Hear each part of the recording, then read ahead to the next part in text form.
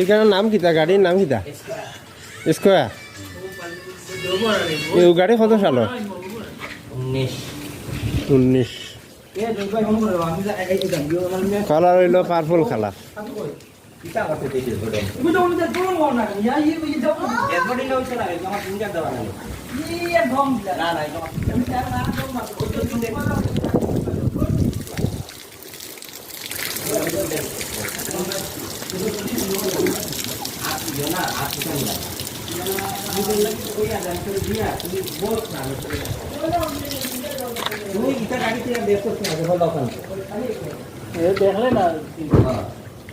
দেখলে না তুই